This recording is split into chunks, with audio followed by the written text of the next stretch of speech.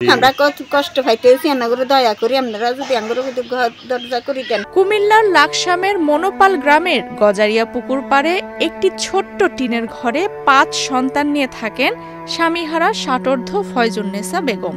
জরাজীর্ণ ঘরটিতে মরিচা ধরা টিনগুলো ঝরে পড়ছে, সামান্য বাতাসেই উড়ে যাওয়ার জোগাড়। তার উপর ঝড়ে একটি গাছের ডাল ভেঙে পড়েছে চালের ওপর। আশ্রয় থাকলেও নেই কোনো নিরাপত্তা। বান্ডেল থাকলে প্রতি সেনমানিতে টাকা বাঁচবে। বিকাশ সেনমানি বান্ডেল কিনে জিতুন প্রতি লেনদেনে।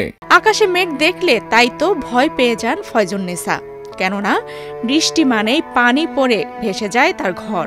ফাঁকা চালা থেকে পানি ঠেকাতে হাড়ি পাতিল নিয়ে ছোটাছুটি আর পানি সরাতে ঘরের ভেতরেই কাটতে হয় ড্রেন। ঝড় বৃষ্টি এলে আমরা তো থাকতে না হারি না এমন সে জায়গার মধ্যে রয়েছে কি গরম, গাছ পড়েই চালের ভিতরে ঘরের ভিতরে হাঁদাই গেছে।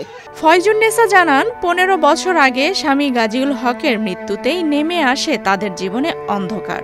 এই ঘরেই ৫ সন্তান নিয়ে কোনোভাবে থাকেন ফয়জুন্নেসা। ৫ সন্তানের মধ্যে একজন প্রতিবন্ধী।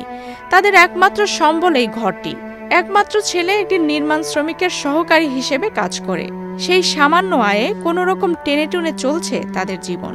কিন্তু ঘরটি এতটাই নড়বড়ে যে কখন কি হয় বলা যায় না। আমি কোনো রকম চলতে পারি না, যাক কোনো রকম আমার ছেলে মেয়ে 4টে ছেলে একটা কোনো কিছু ইয়া করি চলি, বাতের ইয়া চলে। আর এই ঘর দুরান যদি কেউ মেলামেট করে দেয় আমরা কিন্তু থাকতে পারি।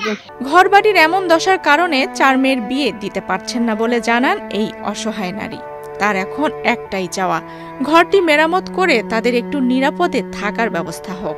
সমাজের বিত্তবানদের প্রতি তিনি সাহায্যের হাত বাড়িয়েছেন। দিন কেমনে যাইব, অনেক মাঝে মেয়ে 4টে মেয়ে দিতে পারি না। আর একটা মেয়ে প্রতিবন্ধী বড়টা মেয়ে প্রতিবন্ধী। আপনারা তো দয়া করি, যাক মেহরবানি করি আরে মাথা থুবনের জায়গা করে দেন।